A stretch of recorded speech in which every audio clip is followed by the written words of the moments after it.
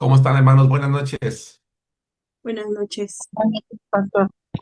¿Cómo les va, Buenas hermano? noches, pastor. Buenas Buenas noches, noches. hermano. Hola, hola a todos, hermanos. Buenas noches. ¿Estamos listos? Amén. Sí, Muy hermano. bien. Muy bien, hermanos. Me da gusto saludarlos. Vamos a inclinar nuestro rostro y vamos a hacer una oración para que Dios bendiga la clase del día de hoy, hermanos. Vamos a orar. Padre nuestro, gracias te damos, Señor, en este momento porque estamos preparados para continuar, Señor, con el estudio de tu palabra. Ha transcurrido una semana desde la última vez que nos vimos en esta clase y te agradecemos, Señor, porque tú nos concedes la vida. Te suplicamos, Señor, que podamos estar atentos y que así como lo hacemos, clase tras clase, Señor, que podamos participar, que podamos aprender, que podamos afirmar aquello que nos has dado a conocer a través del estudio personal y que tu palabra, Señor, no solamente enriquezca nuestro conocimiento, sino también que aumente nuestra fe, nuestra confianza en ti, la seguridad, Señor, que hemos tenido a través de tu Hijo Jesucristo. Te ruego que si hay algún hermano que en este momento está muy cansado de las actividades cotidianas, que tú le restaures, Señor, el ánimo, las fuerzas, para que todos podamos estar atentos. Te lo rogamos en el nombre de Cristo Jesús y te damos las gracias, Señor. Amén. Amén. Amén. Muy bien, hermanos. Estamos estudiando el capítulo 4. La semana pasada, o el tema pasado, pues empezamos a analizar ya este importante capítulo. El capítulo 4 es un capítulo realmente de gran relevancia, de gran trascendencia, porque pues ya empezamos a conocer cuáles son las generaciones, en este caso de Adán y de Eva, hermanos. Pero específicamente la semana pasada, al estudiar el capítulo 4 nos encontramos con una situación realmente complicada, difícil porque nos damos cuenta de cómo el pecado que entró al corazón del hombre le llevó a empezar a actuar de una manera contraria a los planes que Dios tenía para la vida del ser humano, para el comportamiento. Y esta lámina que les estoy presentando ahorita, hermanos, esta diapositiva es la que tenía en mente presentarles la vez pasada y que por error mío no la había cargado en mi presentación, pero me vale la pena retomarla el día de hoy porque me va a permitir usarla como introducción a la clase de hoy. Comentamos, hermanos, que hablamos de Caín, que evidentemente tuvo hijos e hijas. Después viene Enoc, viene Irad, Mehujael, Metusael. Metusael tiene a Lamec, y Lamec es aquel hombre que, en contra de los designios de Dios, decide tener dos esposas, Ada y Sila, de quienes le suceden cuatro hijos, Jabal y Jubal de Ada, y Tubal Caín y Naama de Sila. Si ustedes se dan cuenta, al pie de esta diapositiva hay una serie de números que son las generaciones. Hay siete generaciones ya aquí, es decir, ha pasado el tiempo, están transcurriendo los años, la población en el mundo se ha empezado a multiplicar y esto es importante porque vamos a llegar más adelante a darnos cuenta cómo aquellas primeras generaciones de seres humanos se vieron influenciados precisamente por el comportamiento de sus primeros progenitores, no solamente Adán y Eva, sino específicamente Caín y los demás hijos e hijas que ya Adán y Eva habían tenido. Si continuamos con el estudio del capítulo 4, tenemos que regresar en este caso a la primera pareja que es Adán y Eva. Comentábamos la vez pasada que con toda seguridad los primeros hijos de Adán y Eva fueron Abel y Caín, que ellos en ese inter tuvieron hijos e hijas. Por eso es que cuando Abel muere y Caín es desterrado y encuentra una esposa, porque mucha gente se pregunta, bueno, ¿y de dónde tuvo una esposa? Bueno, porque recuerden que el libro de Génesis no se dedica a detallarnos al pie de la letra lo que sucedió en la vida de Adán y Eva o de sus hijos, sino que se enfoca en aquello que tiene que ver con la caída y con el consecuente inicio del plan redentor de Dios. Y cuando hablamos del inicio del plan redentor de Dios, no significa que en ese momento el plan redentor fue el plan B de Dios. Recordemos que ya en otro momento, en otra clase, habíamos comentado que Dios, que es omnisciente, que todo lo sabe, estaba él consciente de que al darle al ser humano la capacidad de decidir iba a caer, y entonces ya incluso antes de la fundación del mundo, entiéndase de la creación del hombre, ella había establecido un plan redentor, pero este empieza a tomar forma una vez que las cosas se van sucediendo. Y entonces llegamos al momento en el que estudiamos la vida de Caín y de Abel. Caín termina lamentablemente dejándose atrapar por el pecado que estaba a la puerta, como una fiera apresándole. Caín, recordemos, tuvo la oportunidad de parte de Dios de corregir el camino. Ahora quiero enfatizar esto, porque los opositores de la Biblia, particularmente aquellos que se han levantado como jueces de la Escritura, especialmente del Antiguo Testamento, que pretenden presentar a Dios como un tirano malvado que se goza en destruir familias o naciones completas por su sola voluntad. Quiero decirles que esto es un error. Es un error, ¿por qué? Es una perspectiva errónea, equivocada de Dios. ¿Por qué? Porque Dios desde el principio de los tiempos, y es algo que no es que me haya cansado de repetir, pero sí traté de repetirlo las suficientes veces en la clase pasada, en el sentido de que a pesar de la maldad del hombre, Dios siempre ha tomado la iniciativa de darle la oportunidad al hombre de corregir su camino, y prueba de ello es lo que hizo con Caín. Caín, Dios le dijo, tú puedes ser también ensalzado como tu hermano, tú también puedes ser colocado en una posición de privilegio, pero él no quiso corregir, él se dejó dominar por el pecado, a pesar de que Dios le había dicho que él podía dominar al pecado. Y entonces, cuando llegamos ya más adelante en la historia, cuando Dios va a destruir a aquellas naciones, no lo hizo simplemente de la noche a la mañana, no lo hizo por un pretexto en un momento. Pasaron siglos en los cuales Dios estuvo teniendo paciencia y les hizo saber a todas esas naciones que tenían la oportunidad de cambiar sus caminos y no los cambiaron. Entonces Dios nunca se ha gozado en destruir su propia creación. Al contrario, como lo vamos a ver el día de hoy, a él le ha dolido el hacerlo. Sin embargo, ha tenido que actuar así a causa de su santidad, a causa de su justicia. Pero también dentro de esa santidad, de esa justicia, vamos a empezar a ver ahora un atributo de parte de Dios, que es la misericordia. Pero también vamos a hablar acerca de su soberanía.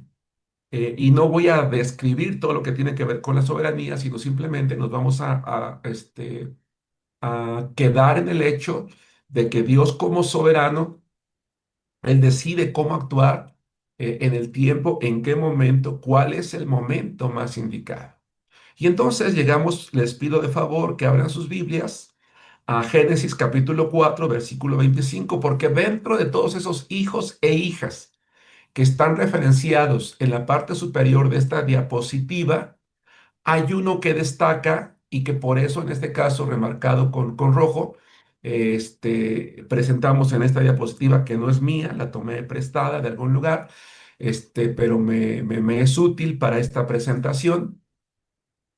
Está remarcada porque va entre esos hijos e hijas a surgir uno que va a marcar un camino especial diferente al que Caín estaba llevando. Y ahí vamos a aprender muchas cosas, y en este caso es Set. Voy a llevarles, por favor, a Génesis capítulo 4. Génesis capítulo 4, por favor, hermanos, a los versículos 25 y versículo 26. Bien, la palabra de Dios dice así: y conoció de nuevo a Adán, a su mujer. Es decir, nuevamente tuvieron intimidad, que era lo normal, es lo normal dentro del matrimonio, la cual dio a luz un hijo y llamó su nombre Set, porque Dios, dijo ella, me ha sustituido otro hijo en lugar de Abel, a quien mató Caín. Ellos estaban conscientes de que la voluntad de Dios es dar la vida y que Él decide si es un hombre, si es una mujer y en qué momento. Y también recuerda que ese fallecimiento o esa muerte de uno de sus hijos no había sido porque Dios lo hiciera, sino que su propio hermano lo había matado, había terminado con su vida. Pero el punto al que voy es el siguiente. Dice, y a Seth le nació un hijo, entiéndase que hay años entre los versículos. Quiero que notemos una cosa. Yo les he comentado, hermanos, que la Biblia no es, por un lado, no es cronológica y tampoco abarca todos los sucesos. Muchas veces, entre una frase y otra, o entre un verso y otro, porque recuerden que cuando la Biblia se escribió, no se escribió en capítulos y versículos como nosotros la tenemos. La Biblia se escribió de corrido. Las primeras divisiones de capítulos y versículos aceptadas ocurrieron en el siglo XII aproximadamente de nuestra era. Así que en la porción que leemos, muchas veces entre una porción y otra pueden pasar días, semanas, años o incluso siglos. Y en este caso, entre los versículos 25 y 26, pasan varios años porque en el 25 nace Seth y en el 26 él ya está siendo papá. Dice, y a Seth también le nació un hijo y llamó su nombre Enos. Pero quiero que empecemos a ver algo interesante. Eva dice, Dios me ha sustituido a un hombre, perdón, a un hijo en lugar de Abel. ¿Quién era Abel? Abel era un hombre justo delante de Dios, que decidió crecer con lo que sus padres respecto a la adoración a Jehová le habían enseñado y seguirla. Y esto fue del agrado de Dios. Adán y Eva, como padres, decidieron educar a sus hijos en el temor de Dios y hacen lo propio con Seth. Y Seth, al igual que su hermano, hermanos, que ya había fallecido, toma la decisión también de vivir bajo los designios de Dios. Y lo hace no solamente él, sino que él hace algo muy importante. Dice, y llamó su nombre Nos, entonces los hombres comenzaron a invocar el nombre de Jehová. Aquí hay algo muy, muy, muy importante. Porque en la clase pasada dijimos que la familia de Caín destacó en las ciencias, destacó en las artes, destacó en la música, pero nunca en el temor de Dios. Se apartaron completamente de Dios. Pero ahora Seth, hermanos, no solamente decide abrazar los designios de Dios, sino que decide guiar a su familia a hacer lo mismo, pero empiezan ellos a hacer una cosa. Aunque lo acabamos de leer y aquí lo dice, quiero preguntarles qué es. Seth y su familia comenzaron a hacer una cosa. ¿Qué es, hermanos? Cualquiera prenda su micrófono y responda. ¿Qué es? Pues comenzaron primero a seguir al Señor y a ser Ah, obedientes al Señor porque Él les enseñó a hacerlo. ujú, sí, pero ¿qué más? Mm, Comenzaron a invocar. ¿Adorar, pastor? Ajá, comenzaron a Adorar, Invocar. invocar. Ahora, invocar. ¿qué significa eso de que empezaron a invocar?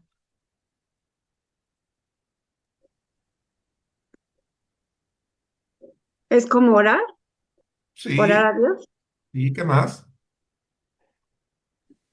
Como hacer un llamado. ¿Cómo hacer un llamado? ¿En qué sentido? Llamar. Explícate un poquito más, Jenny. Un llamado hacia Dios como a que fuera el centro de sus vidas, al saber que Dios era el único que los podía sostener, proveer. Ajá, ajá, sí, ¿qué más? Eso es lo correcto, Jenny. ¿Qué más? A invocar el nombre de Jehová. Pastor, buenas noches. David, buenas No sé, noches. algo parecido podría ser como a reconocer esa eh, soberanía, esa potestad de Dios o a Ajá. depender o al temor de Dios, ¿no? ¿Y cómo se hace eso? Nosotros, por ejemplo, ¿qué hacemos los días que vamos al culto a la iglesia? Vamos a Porque le invocar, tenemos fe. vamos a invocar el nombre de Jehová. ¿Qué significa eso? Alabamos a Dios, alabarlo.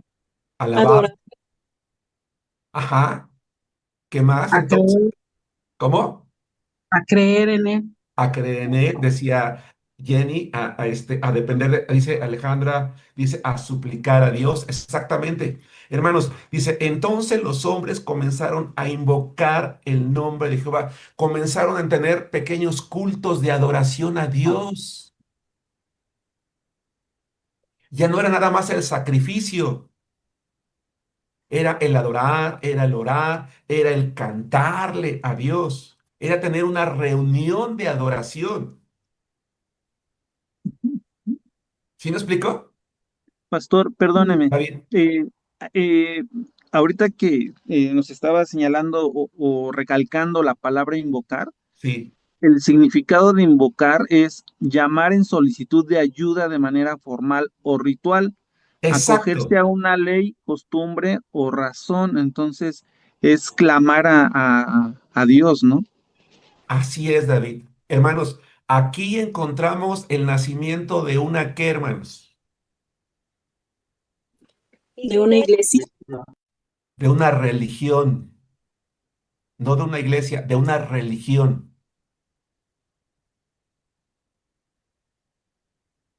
El diccionario dice que religión es el conjunto de creencias o dogmas acerca de la divinidad, de sentimientos de veneración y temor hacia ella, de normas morales para la conducta individual y social y de prácticas rituales, que es lo que acaba de referenciar hace un momento David.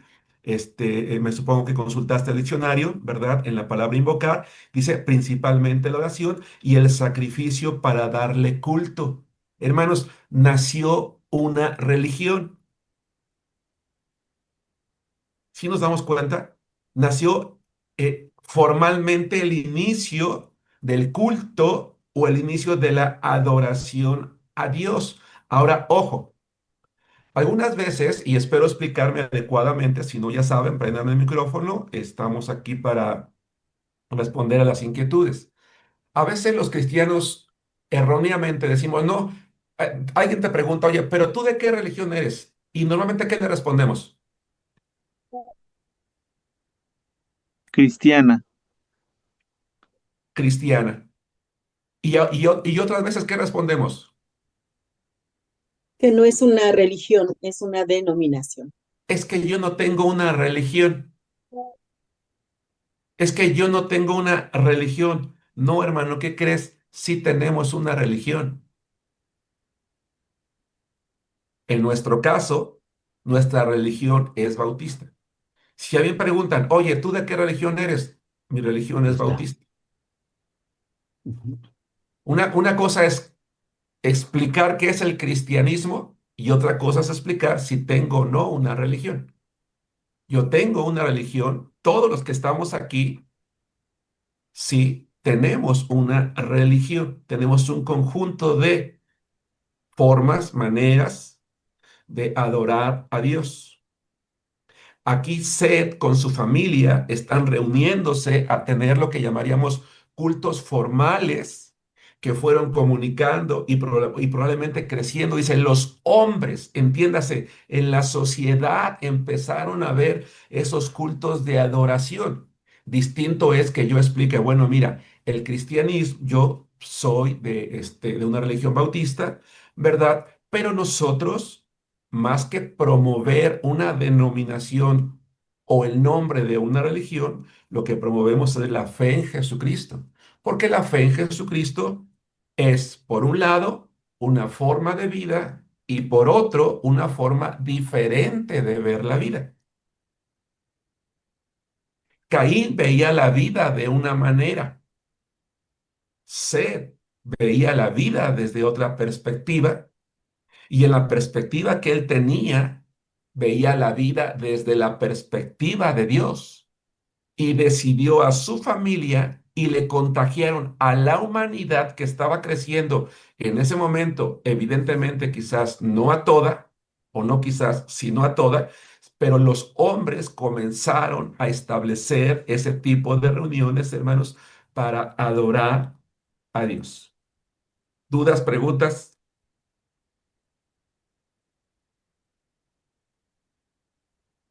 ¿Me estoy explicando?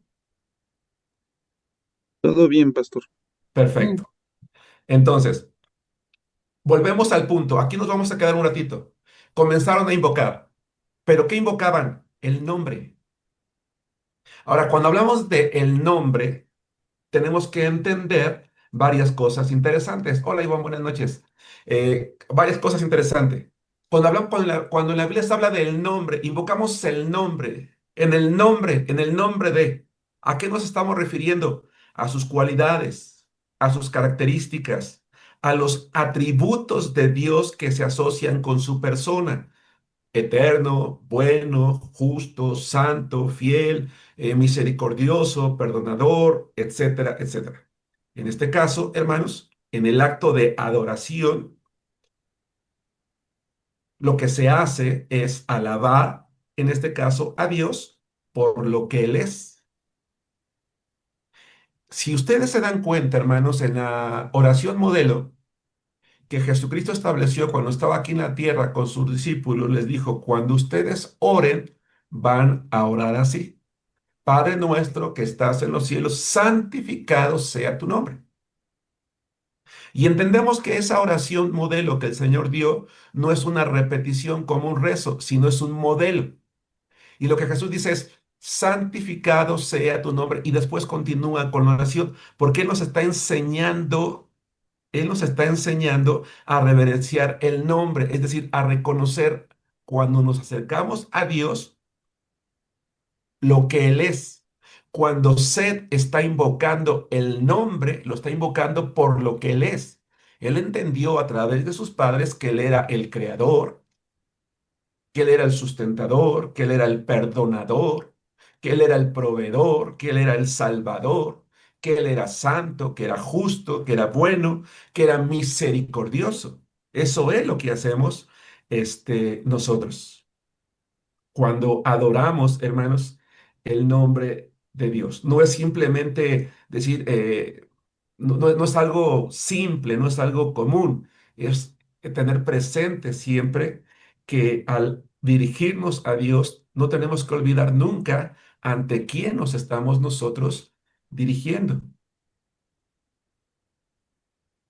Cuando Mateo capítulo 6 versículo 9, dentro de esta oración modelo, Jesucristo dijo: ustedes cuando oren, lo van a hacer así: Padre nuestro que estás en los cielos, insisto, santificado sea tu nombre, todo lo que tú eres.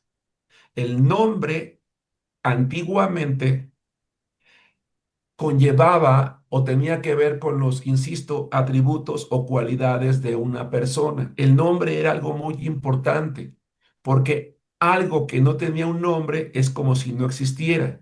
De tal manera que el nombre de alguien debería de representar autoridad para quien lo escuchara. Por cierto, vamos a Hechos capítulo 5 versículo 41. Y nos vamos a dar cuenta, hermanos, en este pasaje de la Escritura, la manera en la que se refieren al Señor. Vamos, por favor, Eric, abre tu micrófono, es interesante. Lee lo que dice Hechos capítulo 5 versículo 41 en cuanto a los apóstoles que salen contentos de cierto lugar. Dice la palabra: y ellos salieron de la presencia del concilio, gozosos de haber sido tenidos por dignos de padecer afrenta por causa del nombre. ¿Se dan cuenta? ¿Qué querrá decir ese verso que hace alusión a Jesús?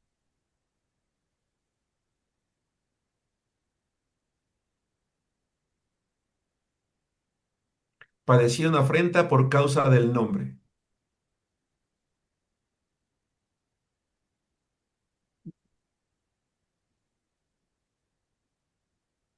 de Jesús, del que era su Salvador, del que era su Señor, de quien los había amado, de quien los había cuidado, de quien los había protegido. Todo eso implica. Si regresamos al libro de Génesis, hermanos, en Génesis capítulo 4, versículo 26, dice: comenzaron a invocar, comenzaron a tener momentos de adoración, cultos, lo que hoy llamaríamos el nacimiento como tal de una religión, pero hay algo muy interesante. ¿Qué nombre invocaban? El nombre de Jehová. Es decir, la primera religión que surgió en el mundo fue para rendir culto al único y verdadero Dios, que es Jehová. Es importante esto. La humanidad, al principio de los tiempos, comenzó adorando a un solo Dios. Fue monoteísta, no politeísta, porque solamente hay un Dios.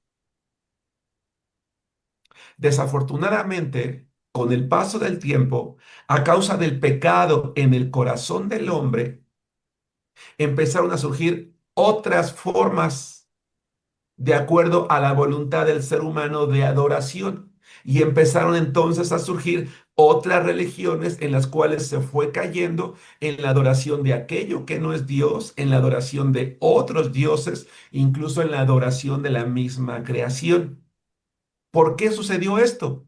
Porque cuando el ser humano se aleja de Dios, del Dios verdadero, empieza un devenir, un retroceso, una caída en su moral y por lo tanto en lo espiritual, y empieza, como dice la palabra de Dios, a adorar a las criaturas antes que al Creador. Ahora bien, ¿quién creen ustedes que estaría detrás de ese crecimiento a través del tiempo de religiones que empezaron a desviar su adoración del verdadero Dios? ¿Y por qué?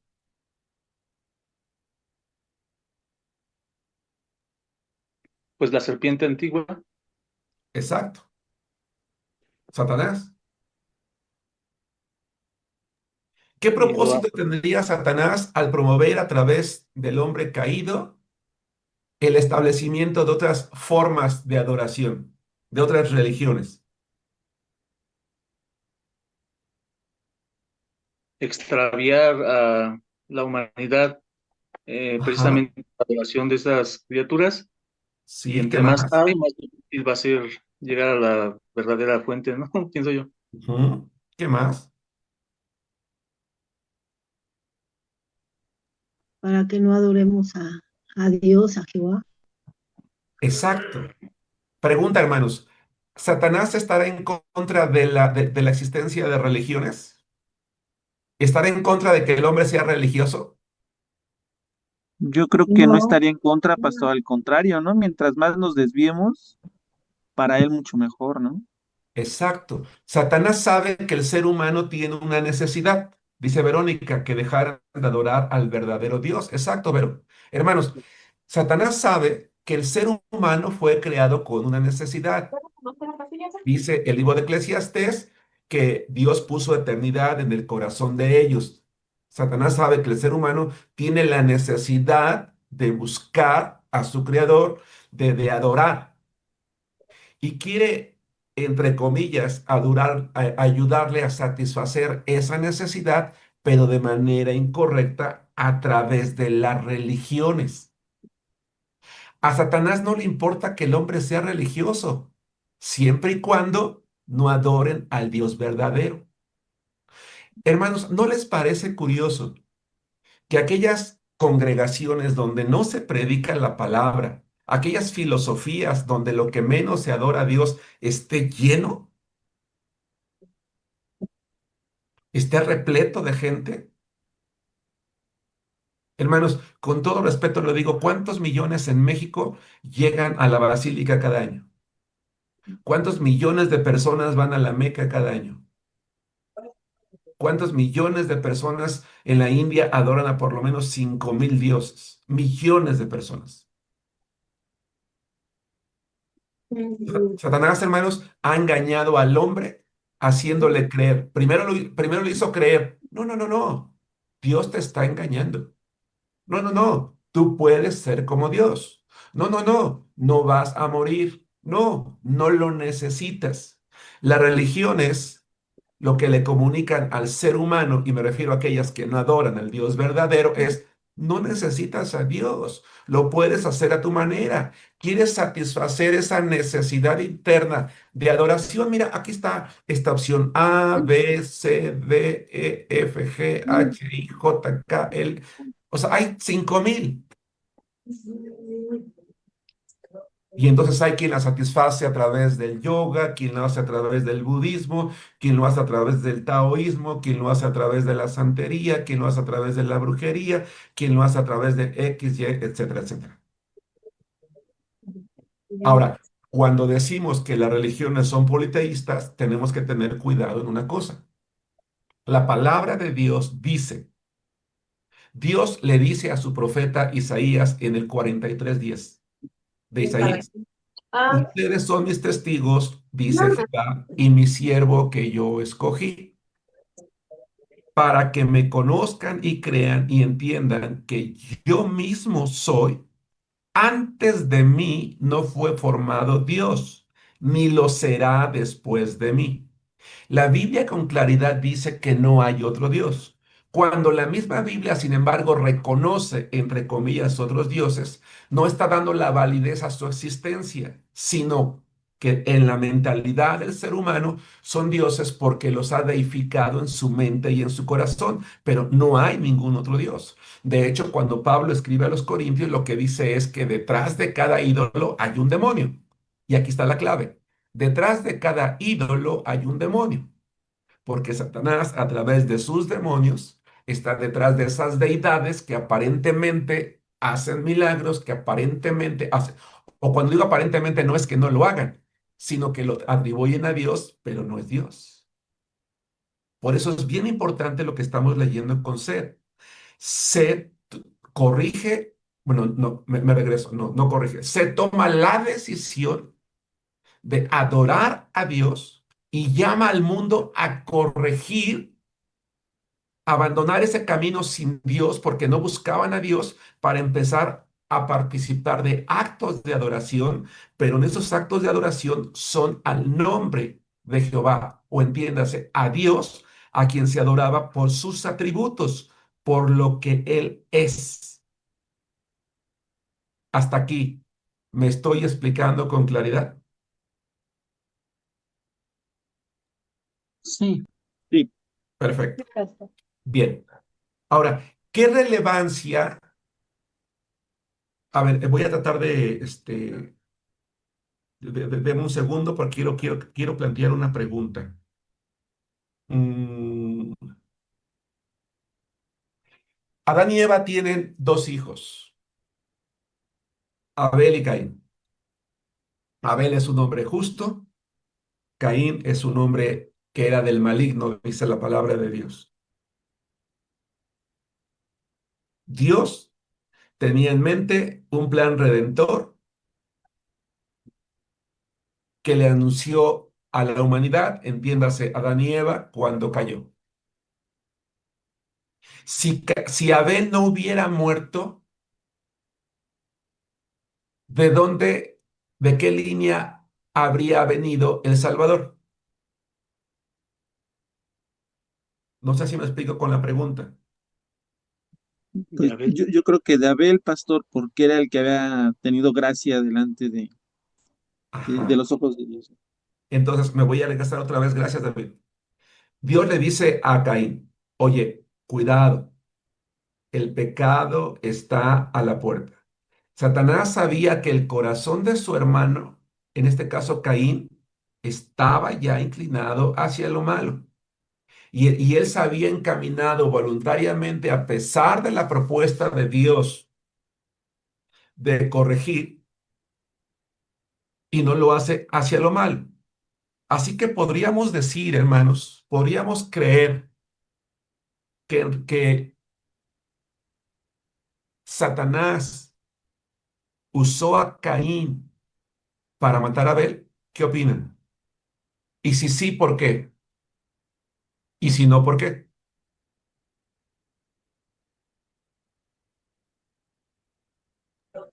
Pienso que sí, América. sí lo utilizó. ¿Y por qué? Pues obviamente porque Abel era un hombre ya entregado al Señor, ¿no? Sí. Con gracia, bueno, Dios lo veía con buenos ojos. Sí. Entonces, pues eso, pues es obvio que a esa serpiente no le convenía, no le satisfacía, no, Sí. simplemente no le agradaba, ¿no? Pues mi interpretación, pues. ¿Crees, América o hermanos, hermanas, que Satanás tendría en mente tratar de estorbar algo al acabar con Abel a través de Caín? Yo creo que sí también, Bien. porque hasta que nace el otro hijo es cuando nace la situación de la religión, pero bien pudo haber nacido desde Seth, ¿no? Porque si era un hombre entregado a Dios, yo creo que lo más natural era que hubiera sucedido esta situación que usted plantea con Seth, pero mucho Ajá, antes, ¿no? Bueno, es ajá. No, mi sí, sí, idea. sí. Está excelente, América. David, ibas a decir algo, prendiste el micrófono. Sí, pastor, pues mire, creo que en palabras vagas, es Sí. más fácil eliminar a uno que a muchos, ¿no? Entonces, si se hubiera eliminado desde un principio a Abel y a Seth, a lo mejor Satanás se hubiera ahorrado muchos problemas, ¿no? Porque hoy día hay muchos que seguimos, ¿verdad? A Dios, entonces se hubiera cortado como esa línea hasta llegar hasta este momento, ¿no? Entonces, ¿qué estaba tratando de detener Satanás al acabar con Abel? El nacimiento virginal que Dios había anunciado en el protoevangelio. Exacto, el plan redentor de Nada más. Dios. Ajá, sí. Estaba tratando de retrasar, de detener el plan redentor de Dios.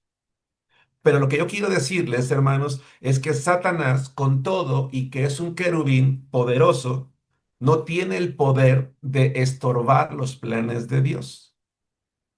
No tiene el poder de detenerlos, aunque él crea que lo puede hacer. Dios es el Dios de los tiempos y de las edades. Lo vimos en unas clases anteriores. Pero Satanás creyó que terminando con la simiente piadosa, en este caso Seth, iba a estorbar precisamente aquello. Pero no sucedió, porque nació Seth. Y de Seth viene nuestro Señor Jesucristo. Vamos a Lucas, capítulo 3 versículo 23, hermana Mirella, y versículo 38. No vamos a leer toda la porción, que es la genealogía de Jesucristo, según Lucas, pero vamos a ver, hermana Mirella, Lucas 3 23 y 38. Satanás pretende, a través de las religiones pretende hacerle decir al hombre, no necesitas a Dios. Tú puedes adorar a tu manera, puedes creer en lo que tú quieras. Mira, no necesitas a Dios para satisfacer tu deseo íntimo de adoración. Aquí están todas estas opciones. Quiere desviar, desviar, desviar al hombre. A él no le importaría que todos los seres humanos en el mundo fueran buenos siempre y cuando que no adoraran a Dios. Ese es el punto al que quiero llegar. Por eso yo decía hace rato, no le importa que el hombre sea religioso siempre y cuando no adore a Dios. Pero como no todos los hombres satisfacen su necesidad de Dios a través de una religión, y al no satisfacerla, entre más se alejan de Dios, se entregan más a la maldad. Es por eso que en el mundo hay tanta maldad. Muchas veces la gente dice, es que si Dios existiera, ¿por qué hay tanta maldad en el mundo? Si Dios existiera, bueno, hay tanta maldad porque el hombre es malo, no porque Dios lo sea, sino porque el hombre, entre más se aleja de Dios y hace caso omiso, es decir, pasa por alto, no escucha. Cuando está lista, Mireya, prende tu micrófono. No escucha su deseo interno de adoración, entonces se va a desviar al mal. Adelante, hermana. Me dijo Lucas Pastor 3, 3:23. 23 y 38. Ok. La palabra de Dios dice así: Jesús mismo al comenzar su ministerio era como de 30 años, hijo, según se creía, de José y hijo de Elí. Ve hasta Y el 38. 38, ajá, el 38 dice: hijo de Enos, hijo de Set, hijo de Adán, hijo de Dios. Gracias, hermana. Ahí está, hijo de Seth. Seth no solamente vino a sustituir a su hermano Abel en el sentido de que una vez que él nace, nace otro hombre con un corazón piadoso, no solamente dispuesto a adorar a Jehová, sino que establece un culto formal al Señor.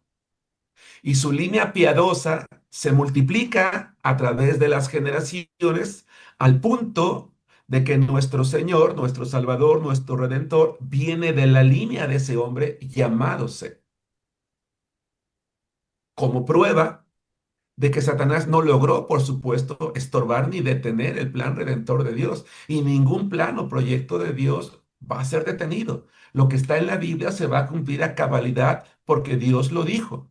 Ciertamente en su soberanía, Él permite que haya ciertas situaciones, cierto actuar del enemigo, siempre bajo los propósitos de Dios, pero nada se detiene.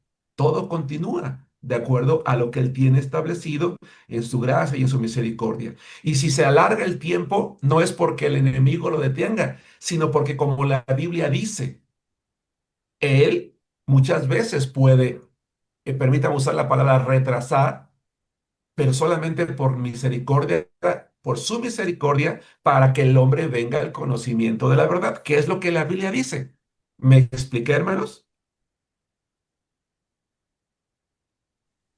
Sí. ¿Sí? Sí, Bien. pastor, Entonces, pastor, adelante, Juan. sí, mire,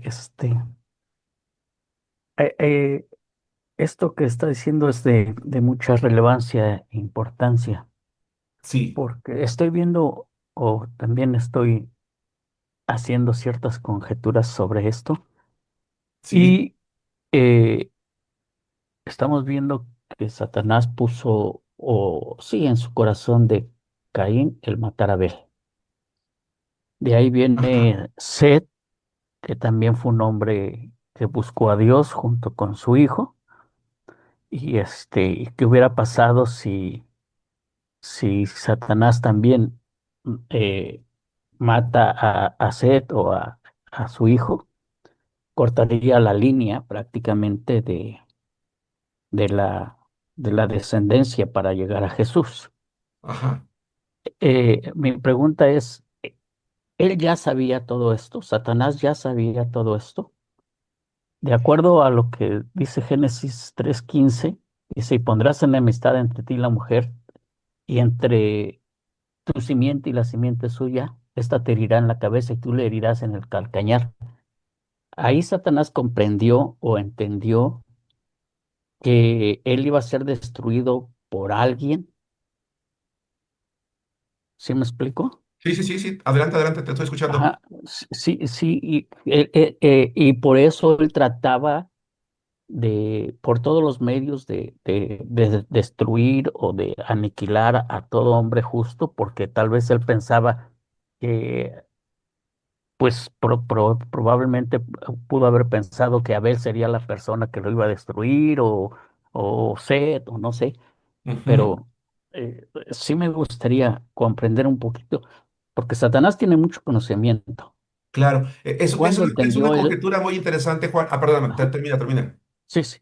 ¿Cuándo entendió él? Es lo que quiero entender. ¿Cuándo entendió él que él iba a ser derrotado? ¿En Génesis 3:15? En Génesis 3:15, él entendió que iba a ser derrotado, pero lo que no sabía era cuándo, porque él Ah, no es ok. omnisciente como Dios. Entonces, por eso siempre trató de impedir Así es. la línea o el plan que Dios tenía Exacto. hasta la ¿Por fecha. qué, por Bueno, qué trata de impedir? Porque no sabe cuál es el momento ¿cuándo? y cuál es el tiempo en el que las cosas van a suceder, porque eso solo lo sabe Dios.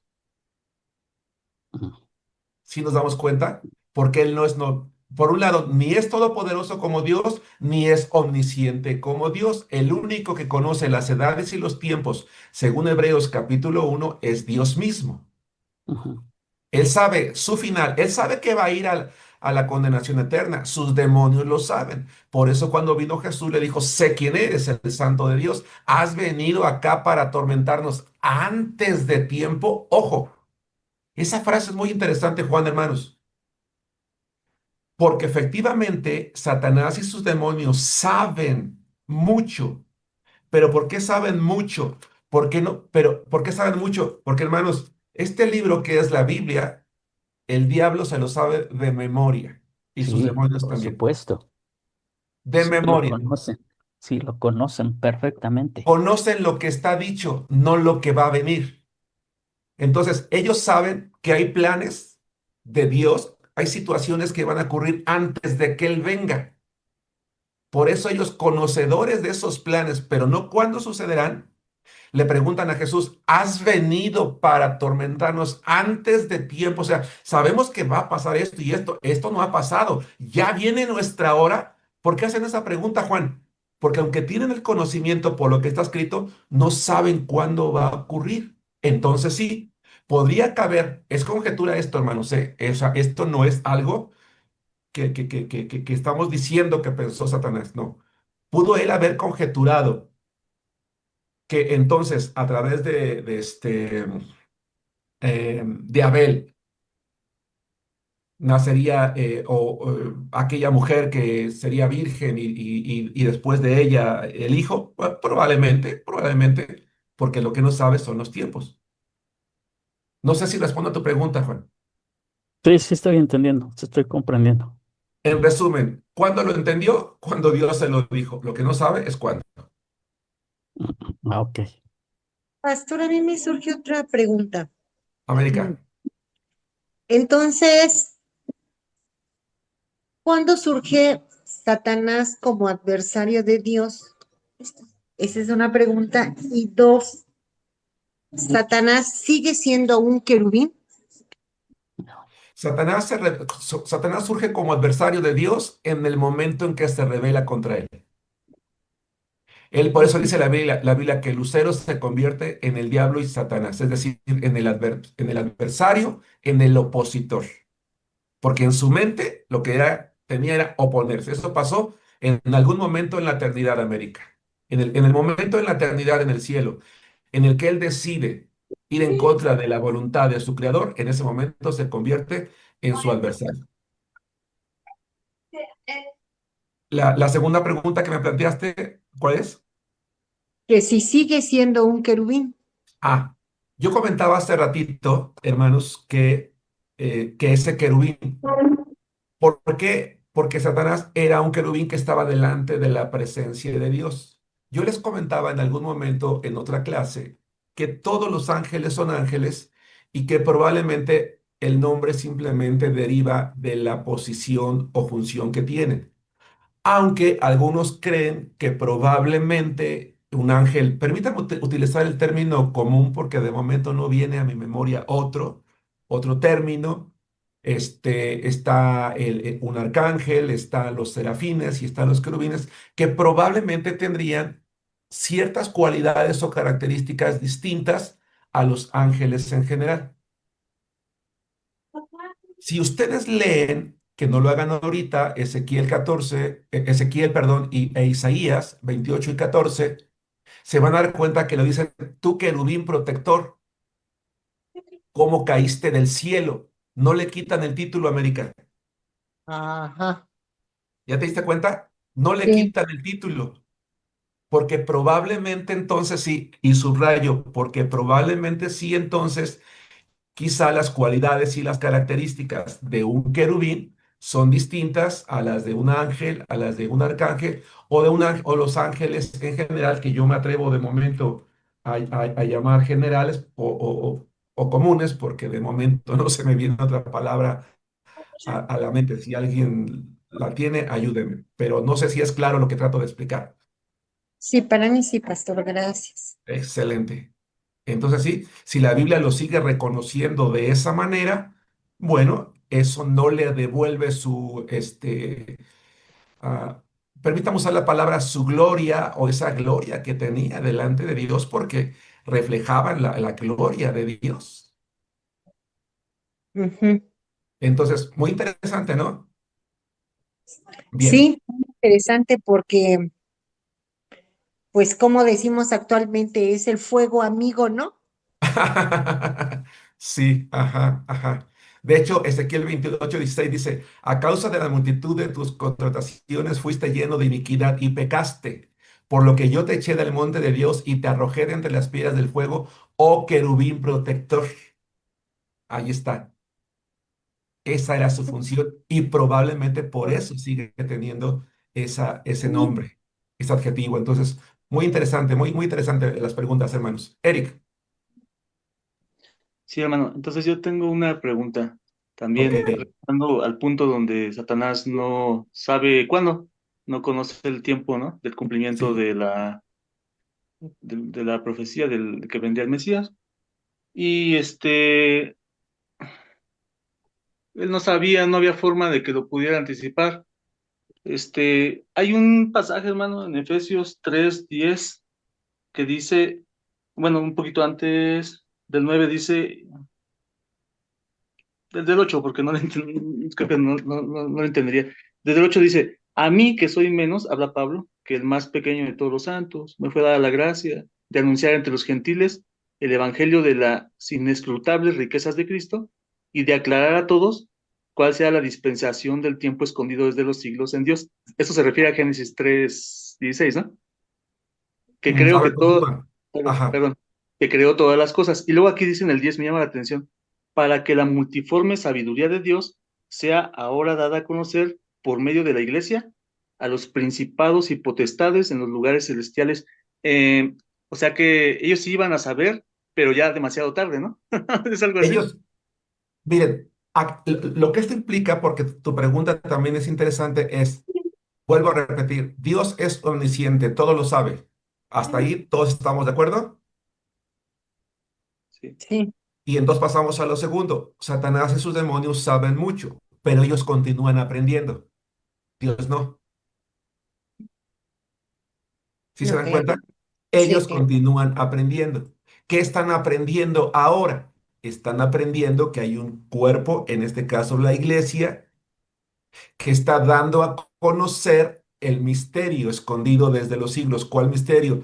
El plan de Dios redentor que se está explicando de manera clara hoy. Porque si nosotros somos honestos, hermanos, nosotros hoy podemos comprender con claridad el plan redentor de Dios. Pero en el Antiguo Testamento no existía la misma claridad que tenemos nosotros hoy. Entonces ellos siguen aprendiendo. De hecho, la palabra de Dios, incluso en Corinto, dice que los ángeles están mirando al ser humano, cómo se comporta, cómo reacciona ante la adoración a Dios, porque están aprendiendo. Dios ya lo sabe todo. Esa es la gran diferencia, Eric. sí, hermano, gracias. No, gracias a ti. Bien, continuamos entonces. Estamos entonces en Génesis capítulo 5. El hombre está adorando a Jehová, al único Dios verdadero. Satanás muy probablemente lo que tenía en mente, digo probablemente porque no podemos aseverar, aunque intuimos por lo que sucedió y por lo que viene después, que lo que quiso era acabar con una descendencia justa de la cual podría nacer un día una virgen de cuyo vientre surgiera el Redentor. No sabía cómo, pero sabía que eso iba a ocurrir. Y entonces llegamos a Génesis capítulo 5. Llegamos a Génesis capítulo 5. Y en Génesis capítulo 5, hermanos, vamos a hablar de un hombre extraordinario llamado Noé. Vamos a la palabra de Dios, hermanos, y de la misma manera, para economizar un poquito el tiempo, si ustedes me lo permiten, yo le voy a ir dando lectura. Dice la palabra de Dios. Este es el libro de las generaciones de Adán. Recuerden que Geneseos es el nombre original de ese libro, el libro de las generaciones. Dice de Adán, el día que creó Dios al hombre, a semejanza de Dios lo hizo. Varón y hembra los creó y los bendijo. Y llamó el nombre de ellos Adán, seres humanos, acuérdense. Los designó como la raza humana, el día que fueron creados. Y vivió Adán 130 años y engendró un hijo a su semejanza, conforme a su imagen, y llamó su nombre Set. A ver, hermanos, ¿me siguieron con la lectura? sí. ¿Qué observan ustedes entre el versículo 5:1 y 5:3?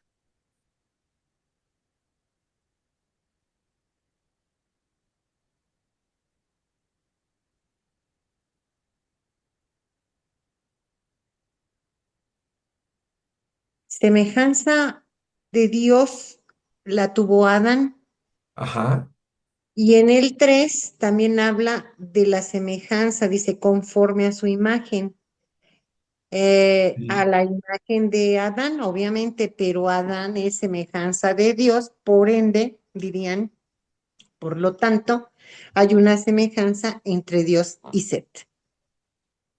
Ajá, ajá, ajá. Por ahí va, por ahí va. Entonces, como Pero, decir A más B igual ok, por ahí va. Pero hay algo, dice, el día que creó Dios al hombre a semejanza de Dios lo hizo, y después dice, vivió Adán y engendró un hijo a su semejanza. a semejanza de Dios. No, de Adán. No, Sí, estoy preguntando. De momento no quiero decir sí, no. ¿Qué percibes no, tú? ¿Hay alguna diferencia entre esas semejanzas? no, Ok, ¿los demás qué opinan? Yo opino que sí, Jenny, ¿cuál hay una es? semejanza porque Dios hizo a Adán a su imagen y Seth nació a la imagen de Adán. ¿Y eso qué Podría, significa? podría parecer que ya el hombre ya era diferente, ya había cambiado, ya había pecado en él, no como en el principio. Entonces, ¿qué significa eso, Jenny, a su semejanza? Estás en lo correcto, pero ¿qué significa? Esa la semejanza, Seth fue a la semejanza de su padre Adán, Sí, pero ¿cuál semejanza? la del la, pecado, ¿Cuál? la del pecado. Exactamente, ahí está la diferencia. Exactamente. Lo que ahora el autor de Génesis nos quiere empezar a dejar en claro es que los hijos que le estaban naciendo, no nada más Seth, los hijos que le estaban naciendo a este primer matrimonio, ahora era la semejanza, Verónica, exactamente. ¿Cuál semejanza? De pecado. Ya no eran hijos santos como Adán y Eva. Acuérdense, ¿qué significa semejanza de Dios? Fueron hechos sin pecado, pero ellos pecan. ¿Recuerdan ustedes el círculo que les mostré en una imagen? Tiene un espíritu para tener comunión con Dios, un cuerpo, un alma. El espíritu gobierna el cuerpo y el alma. El hombre peca, se levanta una barrera, el espíritu muere. Entiéndase, no es que no tiene espíritu, sino que se corrompe. Y ahora quien gobierna ya no es el espíritu, sino que es la carne que gobierna al espíritu y que gobierna, hermanos, a la mente, que gobierna a las emociones. Esa semejanza de pecado no la han comunicado Adán y Eva a todos los seres humanos. Por eso dice la Biblia que todos somos pecadores, porque estamos naciendo a la semejanza de Él. Por eso, cuando llegamos al Nuevo Testamento, encontramos un detalle interesante. Vamos a Romanos capítulo 5, versículos 12 al 14. Hermana mía, prende tu micrófono si me haces favor y lee. Perdón, pastor, no alcancé a anotar la cita, ¿me la podría repetir, por favor? Con gusto. Sí, sí, con mucho gusto. Lee, por favor, Romanos 5 12 al 14. ¿Sí es claro Ok. lo que estoy comentando, hermanos? Hay una gran diferencia entre la semejanza de Dios y la semejanza de Adán y Eva. Adelante, mía. Dice así la palabra de Dios, por tanto, como el pecado entró en el mundo por un hombre y por el pecado la muerte, así la muerte pasó a todos los hombres, por cuanto todos pecaron, pues antes de la ley había pecado en el mundo, pero cuando no hay ley no se inculpa de pecado. No obstante, reinó la muerte desde Adán hasta Moisés, aun en los que no pecaron a la manera de la transgresión de Adán, el cual es figura del que había de venir. Amén. Y eso es, mía, gracias, hermana, porque decían, bueno, lo que te da a conocer el pecado es la ley, pero antes de Moisés no había ley. Bueno, que no hubiera ley que te diera a conocer que hay pecado no significaba que el hombre no es pecador. Es lo que está aclarando Pablo a los romanos.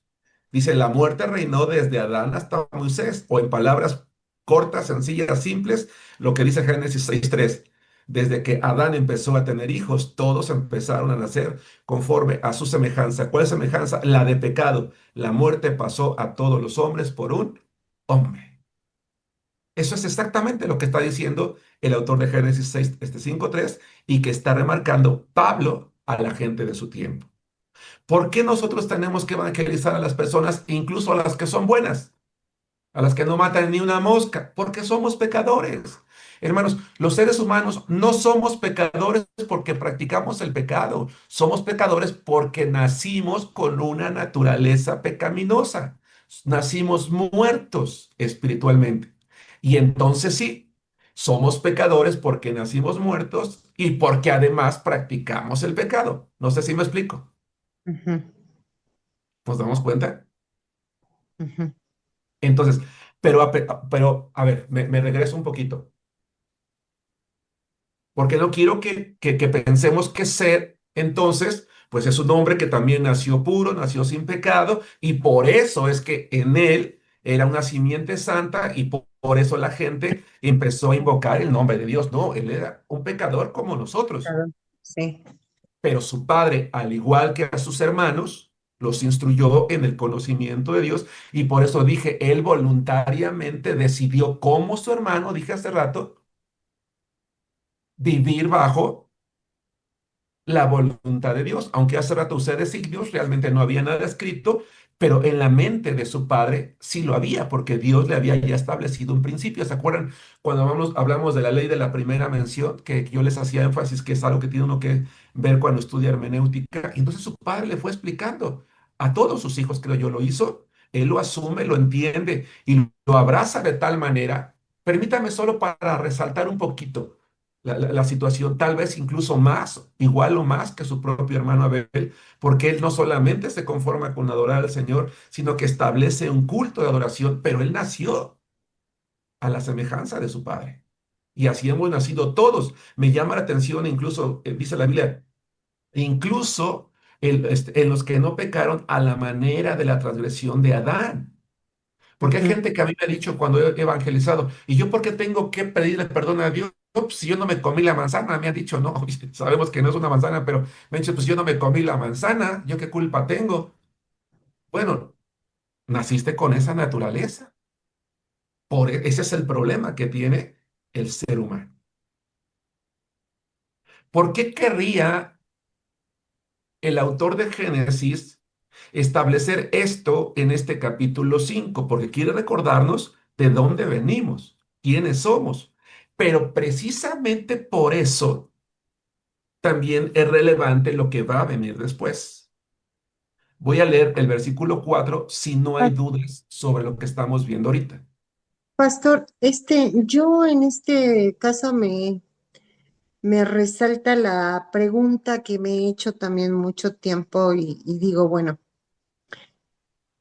Seth eligió, ¿no? Sí, Seth decidió modificar su naturaleza pecadora. Entonces, es ahí como que yo digo,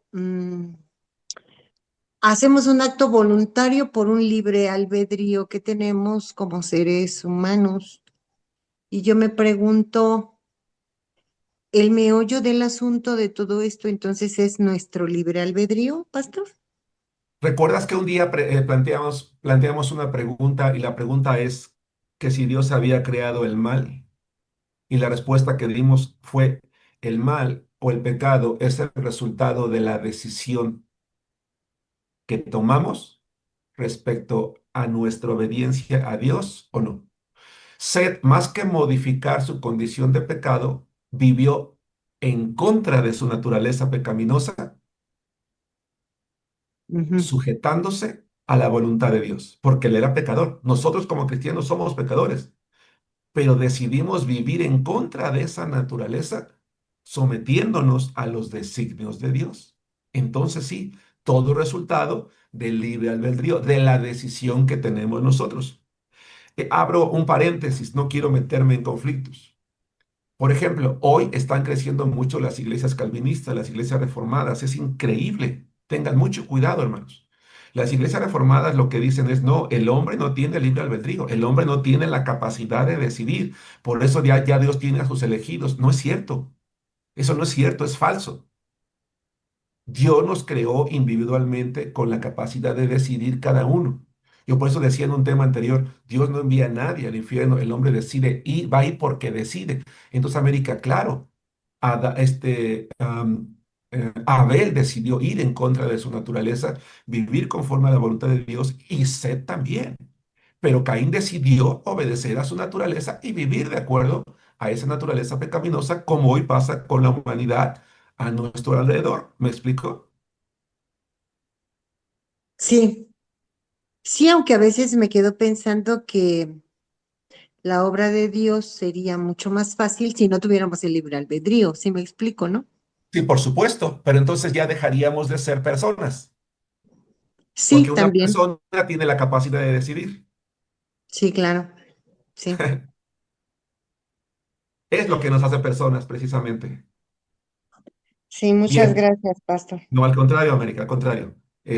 Continuamos entonces, si no hay alguna otra pregunta, vamos a la palabra de Dios, a Génesis capítulo 5, versículo 4. Saludos, Estorgio, me da el gusto que te conectes.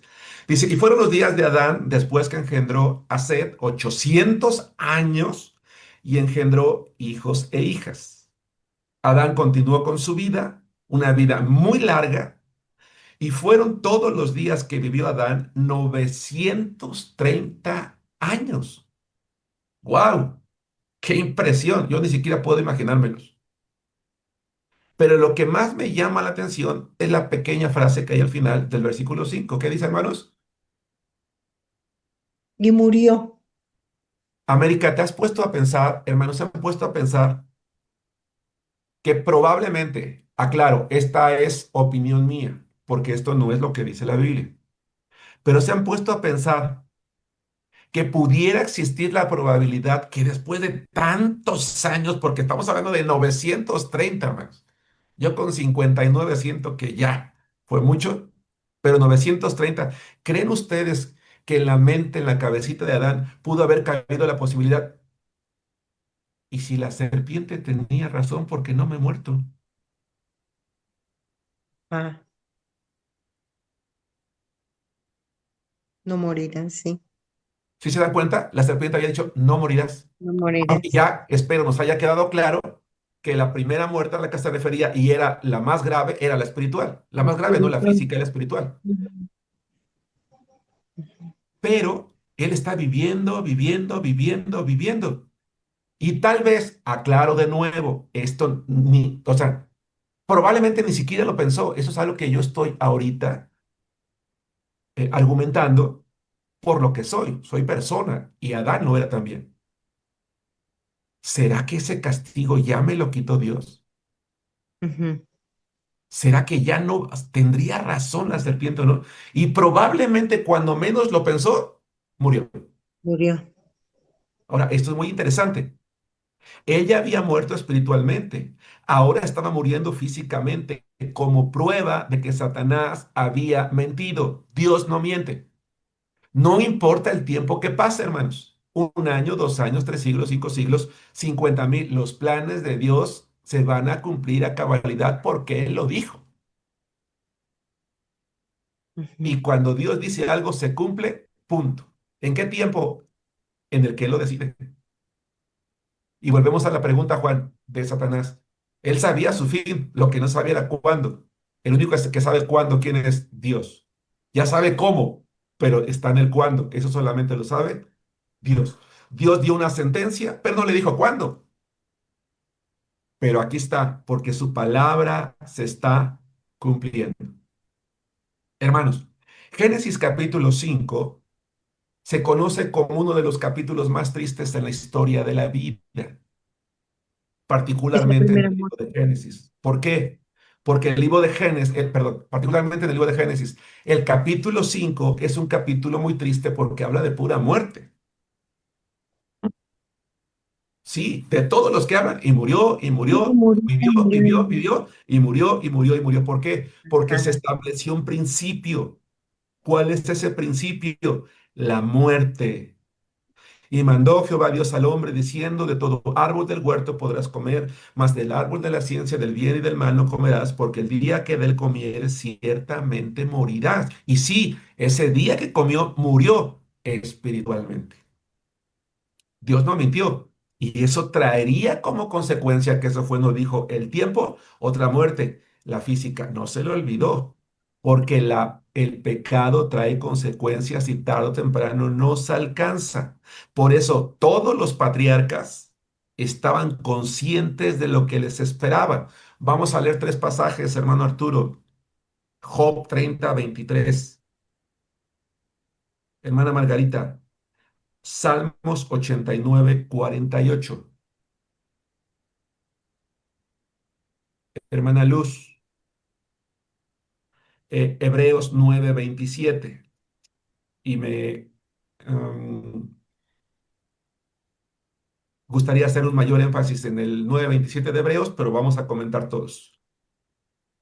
Y entonces, en cuanto estén listos con sus pasajes, prendan su micrófono y díganme que están listos, no importa que no sea el orden, no me preocupa. Entonces, si vamos, hermanos, el capítulo 5 de Génesis es el cumplimiento ya de lo que el Señor había Sí, dicho. pastor. Porque no importa el tiempo que el hombre viva, va a morir, Arturo. Sí, dice Job 30:23. Sí. Porque yo sé que me conduces a la muerte y a la casa determinada a todo viviente. Hermanos, gracias. ¿Qué se propone hoy la ciencia médica, hermanos? ¿Saben ustedes qué es? Retrasar la... Prolongar la llegada de la muerte. Exacto. Hace 2 décadas inventó la criogenia. Tú Ujú. pagabas en aquel entonces $10,000 y te metían a un tubo, ¿verdad? Que estaba manteniéndose frío, porque supuestamente te iban a resucitar en 20, 30, 40, 50, 100 o 200 años, así como el Capitán América, ¿no? Y ibas a vivir así como jovencito, como estabas o como jovencita. Y mucha gente pagó, se encapsuló allí, pobrecitos, ¿no? Ya están bien muertos, pero ellos pensaron que iban a estar bien vivos. Y es lo que quiere la ciencia hoy, retrasar la muerte. Incluso se han atrevido a decir abiertamente, estamos investigando y estamos trabajando porque un día el ser humano va a poder vivir para siempre porque va a vencer la muerte. ¿Quién está detrás de eso? Satanás, hermanos. Haciéndole creer al hombre, no morirás. ¿Qué hombre vivirá y no verá muerte? Librará su vida del poder del Seol. Y evidentemente, ¿cuál es la respuesta, Margarita? Esa es la que acaba de dar Job. A la Ninguno. casa determinada, ¿a quién? A todo viviente. ¿Qué dice Hebreos 9:27?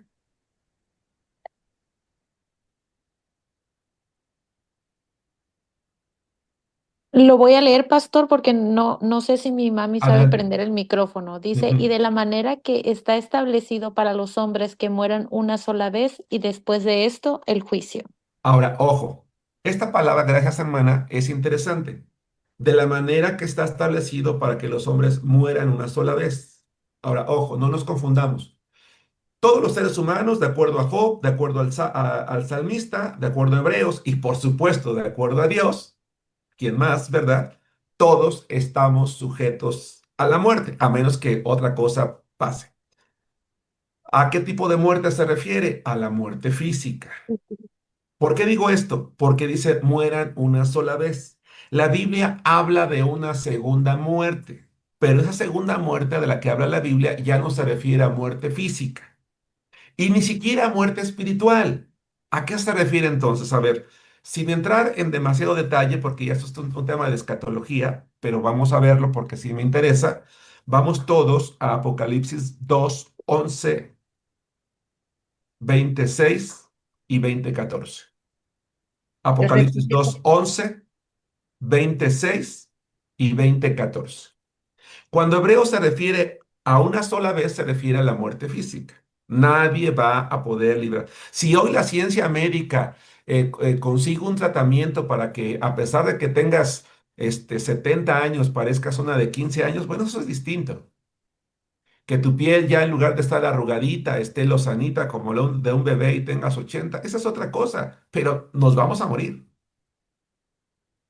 Ujú. porque está establecido así por Dios. En Apocalipsis 2:11 dice la palabra de Dios, el que tiene oído, oiga lo que el Espíritu dice a las iglesias. El que venciere no sufrirá daño de la segunda muerte. Y hablamos ya de una cuestión espiritual. ¿Qué es la segunda muerte? A ver, voy a tratar de ser breve, conciso, pero si aún así no soy claro, deténganme. El hombre muere y va al cielo si creyó en Cristo o al infierno si rechazó a Cristo. Punto. La palabra de Dios dice que el cielo es eterno porque el ser humano tiene un espíritu eterno y entonces el infierno es eterno. Y del infierno no sale nadie por la eternidad. Pero lo que dice la Biblia es que un día va a haber un juicio que se conoce como el juicio del trono blanco, que es el juicio para los impíos. Los cristianos no estaremos en ese juicio, el de los impíos. Un día, probablemente esos impíos salgan del infierno para ir ante la presencia de Dios, el juez de todo, ante la presencia de Cristo, para escuchar por qué razón se van a quedar allí por la eternidad. Probablemente el autor de Apocalipsis es a lo que se refiera. Quiero que tú y yo nos imaginemos por un momento, y yo te diría, no, no te lo imagines, pero sí, porque necesito que lo entendamos bien.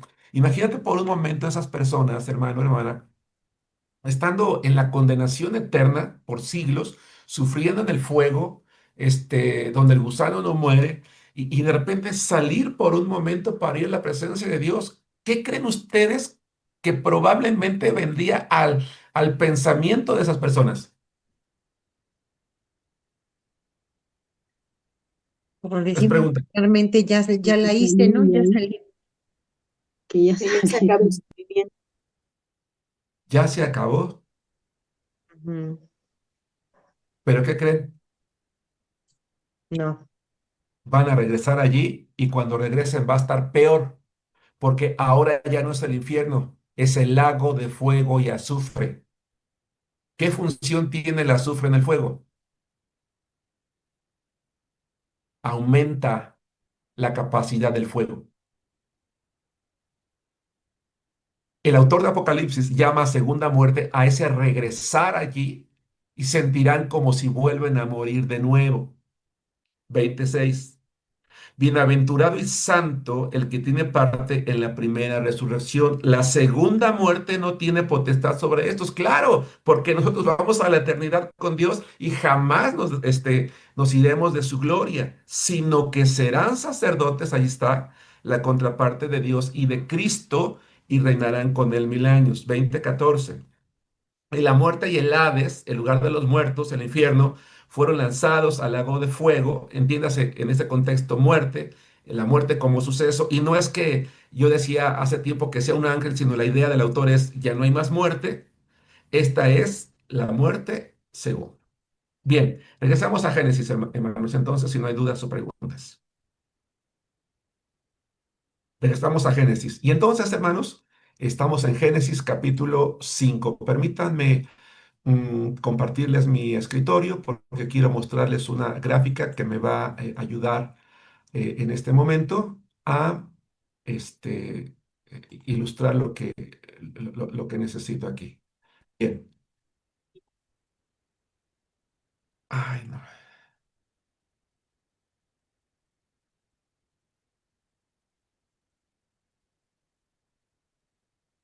Mm.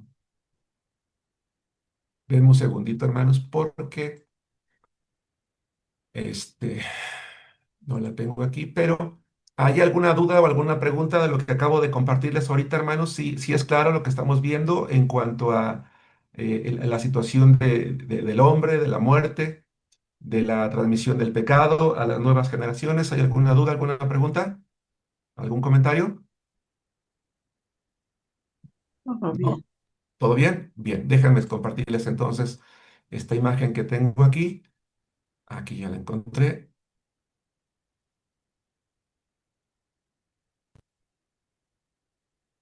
Aquí está. Bien. Si regresamos nosotros a Génesis, entonces, capítulo 5, de los versículos 6 al 20, pues nos vamos a dar cuenta que se habla de Set, se habla de No, se habla de Cainán, se habla de Mahalalel y toda una serie de varones que tuvieron cierta, pues, relevancia en ese tiempo y que por lo tanto son mencionados allí, sobre todo por las genealogías, por los descendientes que de ellos van a venir o quienes les van a suceder. Y de esta serie de versículos, pero sobre todo de las edades que ellos estuvieron viviendo, es que nosotros podemos sacar un cuadro. Este cuadro que está aquí tampoco es mío, ¿verdad? Yo lo tomé también de por allí, hermanos, y se los comparto, porque ejemplifica muy claramente lo que quiero. Si ustedes se dan cuenta, comienza de la parte inferior izquierda hacia la parte derecha. Estamos hablando de Adán y ya vemos que él murió de 930 años. Después viene su hijo Sed, después viene Enos, luego Cainán, luego Mahalalel, luego Jared, luego Enoc, que muere muy jovencito, de 365. Después viene Matusalén, el más viejo, que muere de 969. Después viene Lamec y después viene Noé. Quiero que se den cuenta en esta gráfica que muchos de ellos fueron contemporáneos. Es decir, Adán conoció a Enoc, conoció a Matusalén, conoció a Lamec. Al que ya no alcanzó a conocer fue a Noé. Si nosotros sumamos los años que vivieron cada uno de ellos, nos vamos a dar cuenta que hasta Noé han transcurrido 1900 años. Este dato es muy importante cuando lleguemos al diluvio. Han transcurrido 1000 o van a transcurrir 1900 años. ¿De dónde podemos sacar ese tiempo? Es decir, el diluvio llegó o va a llegar, porque al menos aquí no lo hemos estudiado todavía, 1900 años después de que el primer ser humano es creado. Pero si regresamos a Génesis, nos vamos a dar cuenta allí que dentro de esa serie de nombres que están, de los cuales se nos está hablando, va a haber uno que resalta. Vamos a Génesis capítulo 5, versículo 21, por favor. Génesis capítulo 5, versículo 21, porque aquí va a ser un parteaguas. Efectivamente, Verónica, ¿verdad? De lo que comentamos hace rato, sí dice en el lago de fuego y azufre. Gracias, hermana. Y después dijiste, o antes, la segunda muerte, la separación eterna entre Dios y los hombres en el infierno. Bueno, más que la separación, ya habrás escuchado Vero, que es probablemente aquel momento en el cual salen para ir ante la presencia de Dios. Génesis capítulo 5, versículo 21, dice al 24. Vivió Enoc, ese hombre que en la gráfica vimos nosotros hace ratito, dice, vivió Enoc 65 años y engendró a Matusalén, que fue el hombre más viejo. Curiosamente, el hombre más joven es el padre del que va a vivir más años en la historia. Y caminó Enoc con Dios después que engendró a Matusalén 300 años y engendró hijos e hijas. Y fueron todos los días de Enoc 365 años. Caminó pues, por segunda vez, caminó pues Enoc con Dios y desapareció porque le llevó Dios. Este es un parteaguas en la historia de la humanidad. Porque, hermanos, no importa, a ver, espero poder explicarme adecuadamente. ¿Están de acuerdo en que podríamos decir, comparado con Matusalén, que vivió 969 años, que Enoc, que muere de 365, era como un chamaco? Bien jovencito, ¿no? O por lo menos muy jovencito. Obviamente comparado con los años de vida en aquellos entonces. Muere muy jovencito.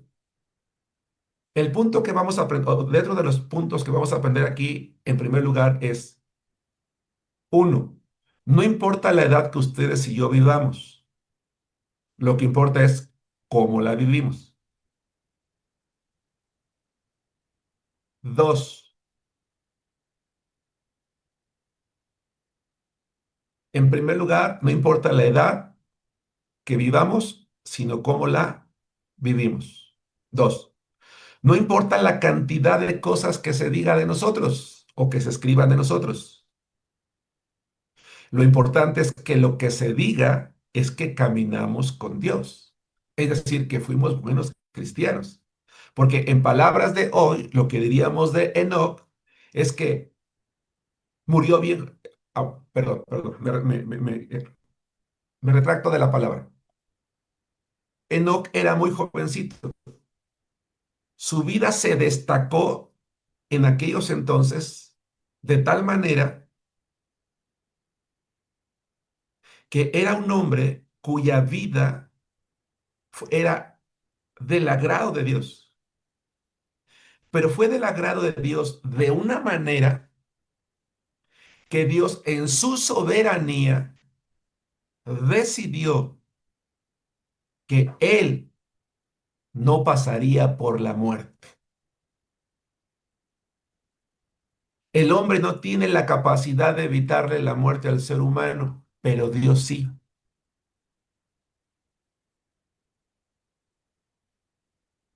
Y dice la Biblia, caminó pues Enoc con Dios y desapareció porque le llevó Dios. Hermanos, qué impresionante. Miren, la palabra hebrea que se traduce aquí como desapareció es una palabra muy, muy interesante porque significa arrebatar. Lo arrebató en un momento, lo arrebató. Pero esa palabra no nada más significa arrebatar, sino significa tomar a alguien de una manera rápida para llevártelo contigo. Lo que dice Génesis 5:24 es que la vida de Enoc, a pesar de ser tan corta, fue de tanto agrado para Dios que decidió que ese hombre se iba a ir ante su presencia sin pasar por la muerte.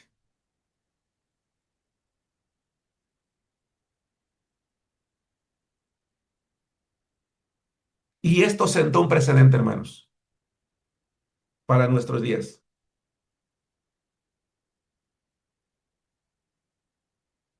Vamos a ver otro ejemplo. Es el primer caso en la Biblia que rompe el esquema de lo que la Biblia dice que todos los hombres vamos a morir. No, está Elías también, ¿se acuerdan? Segundo de Reyes, hermano Josué, capítulo 2, versículo 11.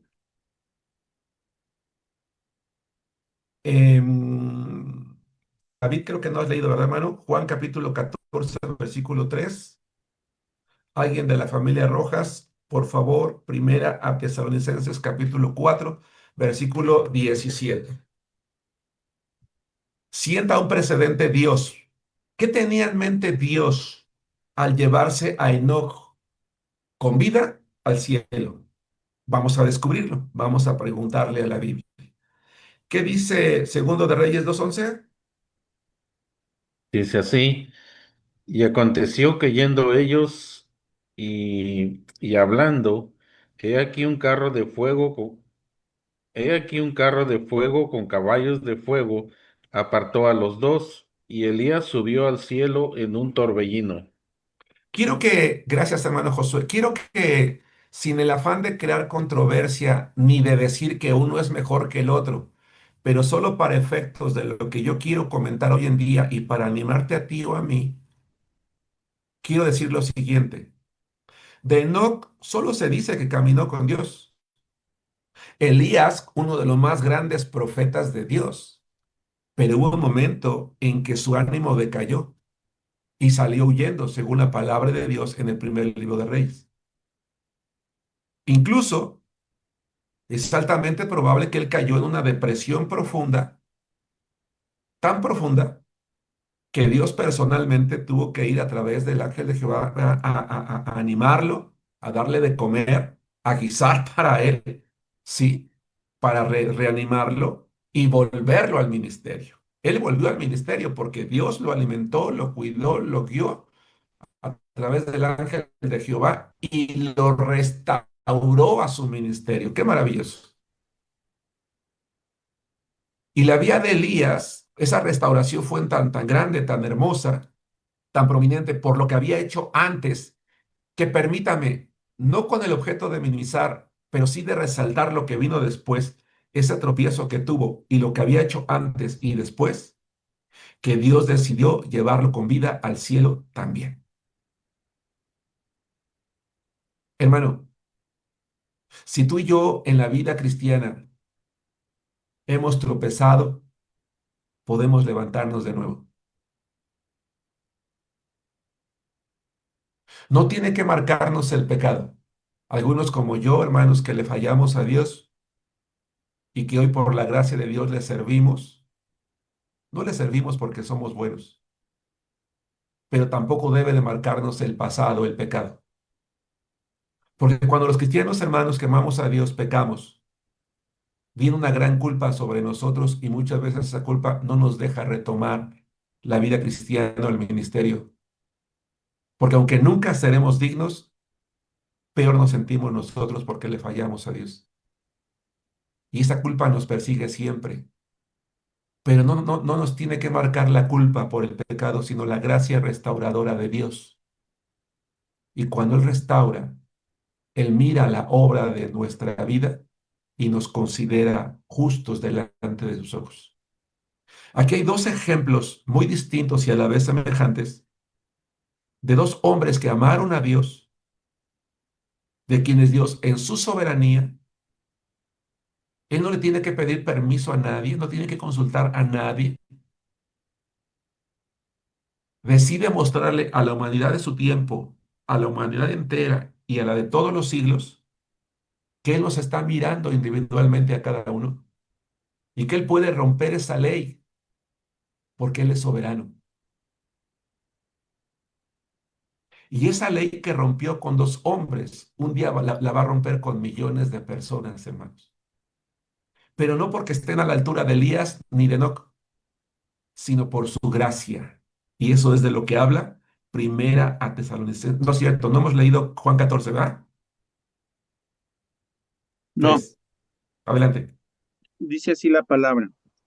Y si me fuere y os preparare el lugar, vendré otra vez y os tomaré a mí mismo, para que donde yo estoy, vosotros también estéis. Gracias. Yo les decía hace rato que en Génesis 5:24 la palabra desapareció, la palabra hebrea que se traduce como desapareció, les dije, no solamente significa arrebatar, sino tomar y llevar con uno mismo. En este caso, Dios lo toma de inmediato y se lo lleva consigo mismo. Jesucristo le prometió a su iglesia, a los que lo sigan, porque no es el arrebatamiento de la iglesia, sino de los creyentes, de los cristianos, un día venir y tomarlos también consigo mismo. Lo dice más claramente Tesalonicenses. Ahora sí, escuchemos este pasaje. ¿Quién lo va a leer? ¿Usted se puede repetir cuál es, pastor? Tesalonicenses 4:17, Sofía. 4:17. Gracias.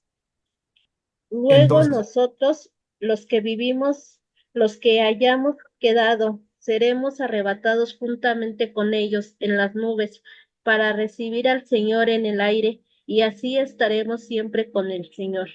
gracias. Esa palabra arrebatados en griego es la palabra en hebreo desapareció. Dice, caminó pues Enoc con Dios porque lo arrebató y se lo llevó al cielo.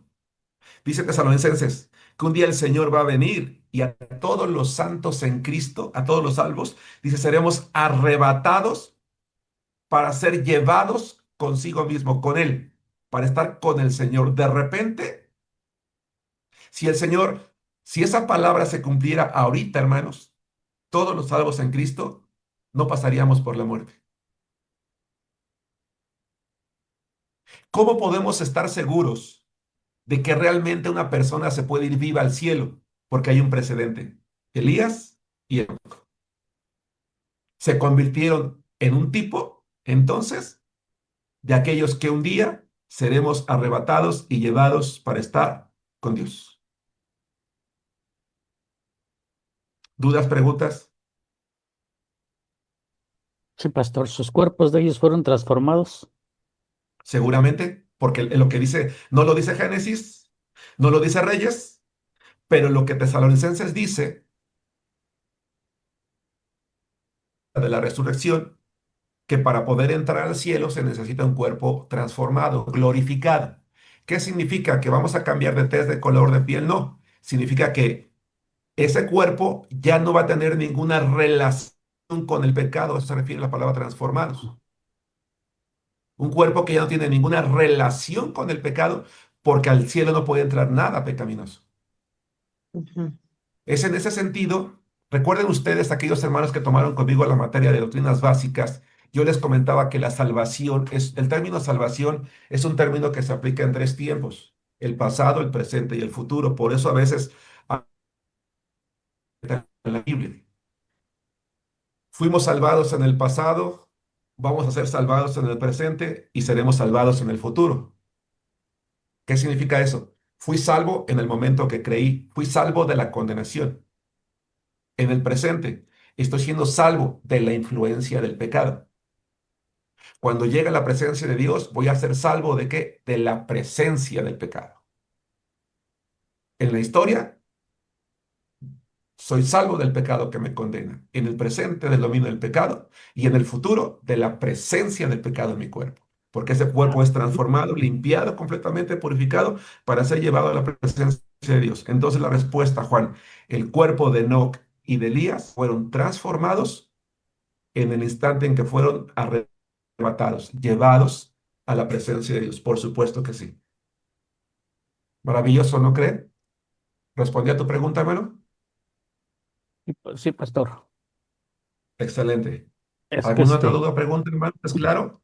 ¿No nos estamos confundiendo con tanta información? No. No. Yo ¿Vamos bien? preguntaría, ¿son los dos únicos Enoc y Elías que fueron arrebatados? ¿Que desaparecieron, pues? Sí, sí. sí, He, los he- he- únicos. he leído comentarios donde eh, hablan, en Apocalipsis ve que habla de los dos testigos, Apocalipsis 11, Ujú. Ajá, sí. y creen que, o se piensa que tanto Enoc como Elías serán esos dos testigos. ¿Hay quien lo dice? Sí, sí, sí, hay quien lo dice. No lo sabemos, no lo sabemos Ajá. realmente. Sí, como dice que no pasaron por la muerte, como dice Ajá, Hebreos sí, ajá, 9:27. sí. Entonces, se cree o piensan que esos Ujú, testigos que dice Apocalipsis 11 ujú, es los que van a ser Elías y ujú. Enoc. Así es. No lo sabemos, ¿verdad? No lo sabemos, no podríamos conjeturar ahorita, pero de momento para responder a la pregunta de América, sí, hermana, son los únicos de los cuales habla la Biblia y, y esto es importante, ¿por qué? Porque ellos van a sentar un precedente para aquellos que seremos arrebatados, pero Enoc va a ser un precedente también para cierto tipo de personas. El tema que viene, vamos a hablar ya no va a ir talento de versículo por versículo. Si se dan cuenta, ya voy a ir por porciones. En la siguiente clase vamos a abarcar la porción de los versículos 6, de los capítulos ya 6 al 9, porque no podemos ir con tanto detalle, son muchos capítulos. Pero si no hay una duda o pregunta hasta aquí, hermanos, aunque faltan todavía algunos minutos, me gustaría dejarle porque el tema que viene no quisiera cortarlo, me gustaría verlo de corrido. ¿No hay dudas, no hay preguntas? No. ¿No? Bien, vamos a dejar la clase hasta aquí, hermanos. Repasen las notas, estén leyendo. Por favor, lean durante la semana los siguientes capítulos, porque vamos a estar hablando de temas también muy, muy interesantes. Ahí ya las vamos a ir viendo por puntos, a efecto de avanzar ya un poquito más rápido. Voy a sacar los temas más importantes, más relevantes. Muy bien, hermanos. Vamos a hacer una oración y como siempre, pues agradezco la presencia de cada uno. Vamos a inclinar nuestros rostros y vamos a orar. Padre amado, gracias te damos, Señor. Llegamos a término de la clase del día de hoy. Mucha información, muchas cosas maravillosas, importantes que hemos podido aprender. Quizás en las lecturas cotidianas, normales que tenemos personalmente, a veces no alcanzamos a ver tantas cosas maravillosas que hay allí en la palabra, pero gracias porque podemos darnos en el seminario la oportunidad de poder investigar, de poder profundizar un poco, mi Dios. Que todas estas herramientas que estamos teniendo, toda esta enseñanza, que sirva de base para que mis hermanos continúen en esa investigación, en esa profundización del estudio de tu palabra. Guárdanos, Padre Celestial. Moldea de tal manera nuestra mente, nuestro corazón, para que un día seamos como aquel Elías, como aquel Enoc. No necesariamente que seamos arrebatados, Padre, sino que nuestra vida sea de tu agrado, que nuestro caminar sea contigo en el día a día, Padre. Gracias te damos por esta clase, en el nombre de Cristo Jesús. Amén. Amén. Amén. Amén. Pastor. Gracias, hermanos, que Amén. descansen. Gracias. Dios les bendiga. Buenas Bye. noches a todos, hermano. Gracias, pastor. Buenas noches, hermanos. Que Dios los Dios bendiga. les bendiga, hermanos. Dios le bendiga, pastor. Buenas noches a todos, que tengan dulces sueños. Igualmente, hermanos, que descansen.